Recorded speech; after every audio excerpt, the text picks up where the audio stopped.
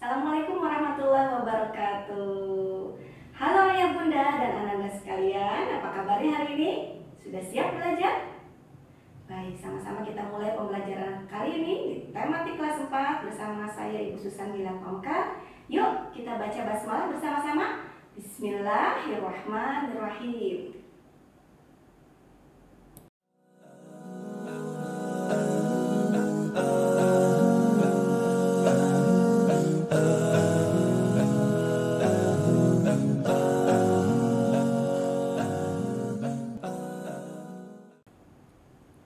Ya anak-anak, kembali lagi bersama saya Ibu Susan Gilang Pamekar. Hari ini kita lanjutkan pembelajaran di tema 5 pahlawanku. Pada masa perjuangan menghadapi penjajah, energi listrik sangatlah terbatas. Kalau di siang hari, matahari menjadi sumber cahaya di rumah-rumah mereka. Namun di malam hari, sebagian penduduk kala itu hanya menggunakan obor untuk sumber cahaya di rumah mereka. Nah, hari ini kita akan bahas lebih dalam mengenai sifat-sifat cahaya ya.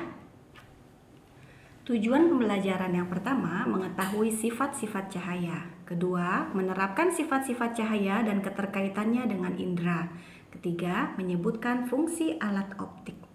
Cahaya dapat terlihat karena berkas cahaya yang dipantulkan benda mengenai mata kita. Cahaya berguna untuk membantu manusia melihat benda-benda sekitar dan membedakan warna, serta melakukan kegiatan sehari-hari. Sifat-sifat cahaya antara lain, yang pertama, merambat lurus. Kemudian dapat menembus benda-benda bening. Kemudian dapat dipantulkan, dan yang terakhir dapat dibiaskan. Seperti pekan lalu, kalian sudah membaca dan juga mempraktekkan mungkin ya di antara kalian bagaimana percobaan tentang sifat-sifat cahaya.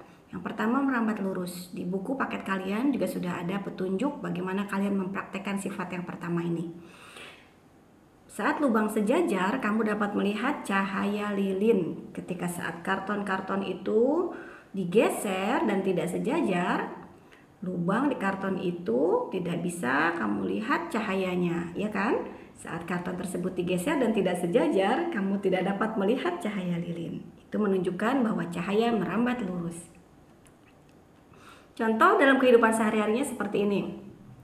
Saat lampu sorot dimanfaatkan untuk lampu hias atau sebagai penerangan atau di mercusuar, itu sebenarnya kita sedang mempraktekkan bagaimana sifat cahaya merambat lurus.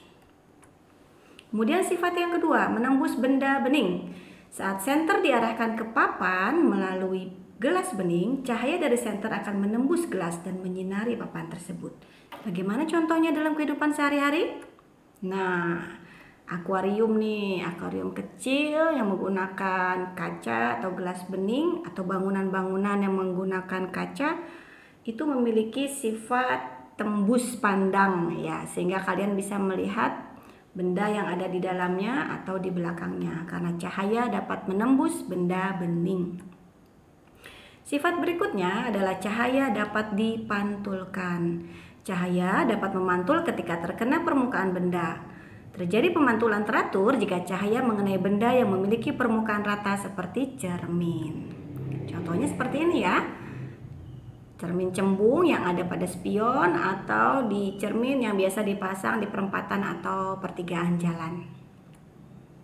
Sifat berikutnya, cahaya dapat dibiaskan atau dibelokkan. Ini dapat terjadi kalau mata kita bisa melihat sebuah benda dengan dua media yang berbeda. Misalnya saat pensil yang dicelupkan ke dalam air. Pensil yang dilihat di atas air dan pensil yang dilihat di bawah air akan terlihat patah. Yang mana yang patah? Seolah-olah pensil yang terlihat patah itu lebih besar dan agak berbelok ketika ada di dalam air.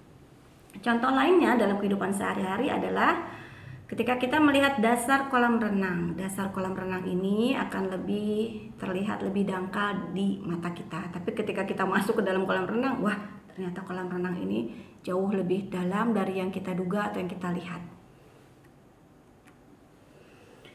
Nah, sifat lainnya ada yang namanya penguraian cahaya atau dispersi cahaya. Contoh penguraian cahaya yang dapat kita lihat di kehidupan sehari-hari adalah pelangi.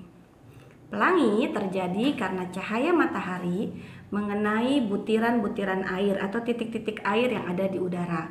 Lalu cahaya tersebut akan terpantul dan terurai menjadi berbagai warna. Kalau di sekolah kita punya IPA kit nih di perpustakaan, itu yang bentuknya segitiga itu namanya prisma ya. Prisma, kaca prisma itu nanti akan menguraikan warna cahaya. Bagaimana percobaannya? Jadi senternya diarahkan ke arah prisma, kemudian prisma itu akan menguraikan warna putih dari senter dan terurailah menjadi warna-warni seperti pelangi meiji, kuhi, bini, seperti itu ya nak ya. Nah ini contoh lainnya. Selain ketika setelah hujan biasanya muncul pelangi, pelangi juga dapat terjadi di dekat air terjun. Cahaya matahari dipantulkan oleh titik-titik air percikan air terjun. Nah, sekarang kita lanjutkan ke pembelajaran di tema 5 di subtema 2 ini terkait dengan pemantulan cahaya. Ini adalah salah satu sifat cahaya yang ketiga yang tadi Ibu bahas ya, pemantulan cahaya. Bila pemantulan cahaya itu mengenai permukaan yang datar atau tenang, terjadilah pemantulan cahaya teratur seperti di nomor 1. Seperti itu sifatnya. Sifat pemantulannya seperti itu. Jadi namanya pemantulan cahaya teratur. Sedangkan bila cahaya mengenai permukaan yang tidak rata, contohnya permukaan jalan yang berbatu, terjadilah pemantulan cahaya yang tidak teratur. Contoh-contohnya seperti apa dalam kehidupan sehari-hari? Nah, kalau cermin itu kan rata ya, maka terjadilah pemantulan teratur pada cermin. Bisa juga terjadi pemantulan teratur pada permukaan air danau yang tenang, sehingga refleksi dari suatu benda itu bisa terlihat dengan jelas di air atau cermin yang rata tersebut. Sedangkan pemantulan cahaya yang tidak teratur ini terjadi kalau permukaan airnya bergelombang. Kalau tadi danaunya tenang. Kalau permukaan airnya bergelombang, berarti dia termasuk pemantulan cahayanya tidak teratur. Contoh lainnya, pemantulan tidak teratur adalah pada permukaan air yang bergelombang yang ada di sebelah kananmu di situ ya. Kita lanjut ya. Dari sifat-sifat cahaya, kemudian manusia memanfaatkan sifat-sifat cahaya ini menjadi alat-alat yang bisa dipakai untuk kehidupan sehari-hari. Namanya alat optik. Kalau beberapa waktu yang lalu kita belajar tentang sifat bunyi, ada beberapa alat yang memanfaatkan sifat bunyi, begitupun juga dengan sifat cahaya. Sifat cahaya ini dimanfaatkan untuk membuat alat-alat optik yang namanya yang pertama ini loop atau kaca pembesar. Kaca pembesar itu tentu saja gunanya untuk memperbesar suatu benda. Loop ini akan membiaskan cahaya dan loop ini menggunakan lensa cembung. Loop membantu kita melihat benda-benda berukuran kecil. Nah, ini contohnya ya. Benda yang terlihat dengan bantuan loop akan tampak lebih besar. Alat optik lainnya adalah kacamata. Tahukah kamu cara kerja kacamata? Ayah ibumu mungkin ada yang pakai kacamata ya. Nah, itu ada yang pakai kacamata lensa cekung, ada juga yang pakai kacamata lensa cembung. Kalau cembung itu biasanya kita mengenalnya kacamata plus. Kalau lensa cekung itu kacamatanya min atau negatif atau min. Kalau cekung berarti dia tidak bisa melihat yang jaraknya jauh menggunakan lensa cekung. Kalau lensa cembung atau kacamata plus itu tidak bisa melihat jarak yang dekat. Biasanya dipakai di orang tua atau nenek kakekmu, itu menggunakan lensa cembung. Bagaimana prinsip kerja kacamata? Nah, cahaya dari luar kemudian menembus benda bening kacanya itu ya, kacamatanya. Lalu dibelokkanlah ke retina mata. Bagian dari mata nanti ada namanya retina, sehingga kita dapat melihat benda dengan lebih jelas. Alat optik berikutnya adalah mikroskop. Nah, mikroskop ini biasanya ada di laboratorium. Biasanya dipakai untuk meneliti contohnya kuman, bakteri yang tidak bisa dilihat langsung oleh mata. Di sekolah kita juga ada loh mikroskop. Nah, mikroskop ini bisa memperbesar bayangan sampai 100 kali. Contohnya misalnya kita meneteskan air di permukaan dekat itu ya, dekat lensa yang okuler di situ dan objektif. Kemudian nanti kita taruh tetesan air itu, nanti terlihat bahwa misalnya air mentah itu ada kumannya atau ada bakterinya. Nanti diminta bandingkan kalau di air yang sudah dimasak bagaimana kondisi airnya. Itu biasanya percobaan-percobaan yang dilakukan di kelas-kelas atas berikutnya. Nah, ini contohnya nih. Kalau yang ini adalah alat scanning mikroskop elektron untuk mengamati benda-benda yang sangat kecil, dan ini lebih canggih lagi dari mikroskop yang di awal gambar pertama tadi ya.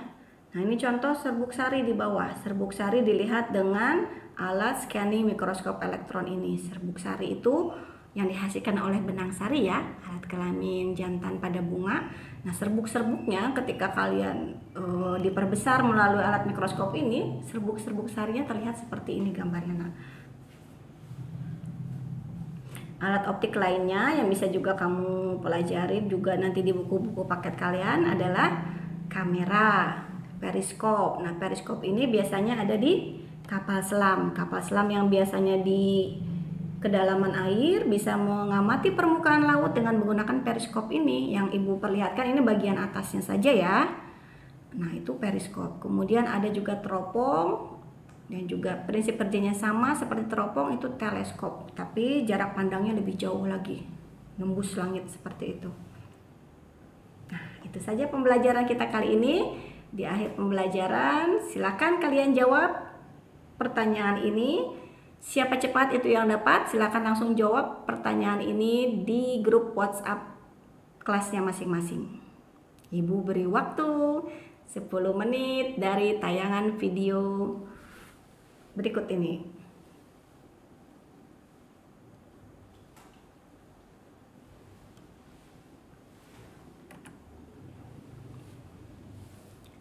Nah, kalau kalian sudah menjawab kuis tadi, kalian lanjutkan dengan berlatih, dengan mengerjakan tugas-tugas di buku paket kalian di rumah ya. Untuk halamannya nanti ibu sampaikan di grup WhatsApp. Terima kasih nak atas perhatiannya. Semoga ilmu yang disampaikan hari ini menjadi ilmu yang bermanfaat dan bisa kita gunakan dalam kehidupan kita sehari-hari. Assalamualaikum warahmatullahi wabarakatuh. Selamat belajar.